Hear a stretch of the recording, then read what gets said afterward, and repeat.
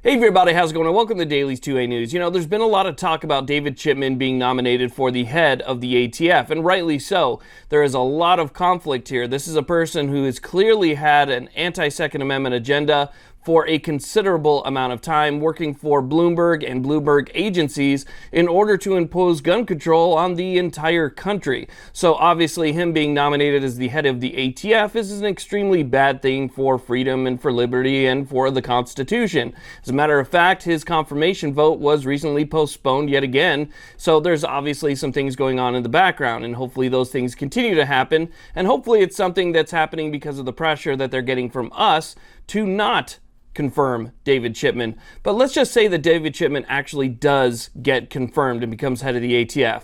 What then? This channel is proud to be supported by the Firearms Policy Coalition. Make sure you check that link in the description box, become a member, and donate when you can, because these are the people that are going to be fighting back against stuff like this, the stuff that we're going to be talking about in today's video.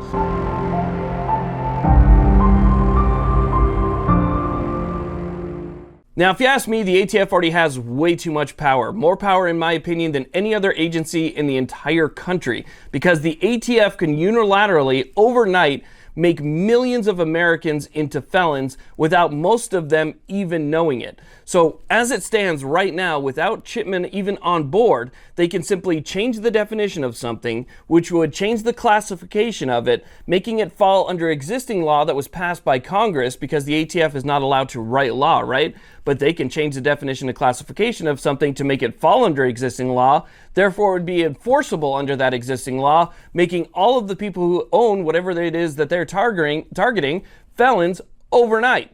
What other agency has the power to make a large chunk of the country felons overnight without even advising them of it? Because they don't really need to advise anybody. You could just one day become a felon and not even know that it happened. So imagine now that that agency with that much power be handed over to Bloomberg. That's essentially what would be happening if David Chipman gets confirmed. He is an extension of Everytown. He is an extension of Mom's Demand. He is an extension of Bloomberg gun control policies. Regardless of what he says in front of the panel, and regardless of the way that he tries to present himself as somebody who's completely neutral and just enforces the law, regardless of that, we know his true intentions because he's said it before multiple times and he's shown his true colors. And so an extension of those gun control groups would be running the most powerful agency in the country that could then take, again, millions of people and turn them into felons overnight. So you ask yourself, okay, so if all of these things are already happening under the current ATF management, what would happen if Chipman got there? Well, if Chipman gets there, just imagine that the worst of everything could possibly happen. And this is not fear-mongering. This is what I know could potentially happen. Remember when ATF went after green tips, right? They didn't like green tips. They wanted to limit the amount of ammunition that people could have. And so they went after green tips. There was public comment. Public comment was absolutely incredible. People rushed in to say, knock it off, tell the ATF to stop doing that. And so after that public comment period, they decided to back off of it for a bit, right? Well, that's going to be on the table again.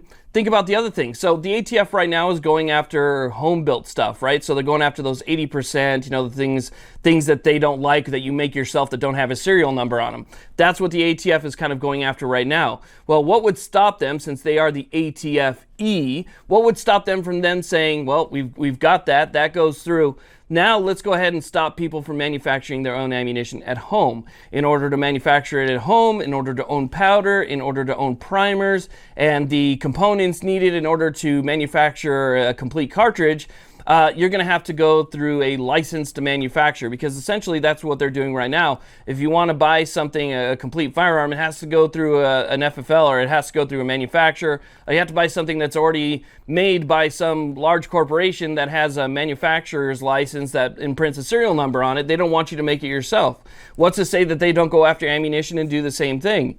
That's a very honestly, to be clear with you, that's low-hanging fruit. That's something that they could easily grab onto. So we have everything that they've gone after in the past. We know they're going after 80s. We know that they're going after braces. They're going after just devices. They're going after attachments and add-ons. And we know that they can add on to that by creating an ammo shortage that would just be it would be unfathomable, to be honest with you. You think that it's bad now. Take all those people that are reloading at home and force them now to go buy a box of manufactured, and you're not going to see it on the shelves ever again. It's just going to be absolutely ridiculous. There's a lot of different directions that he can go.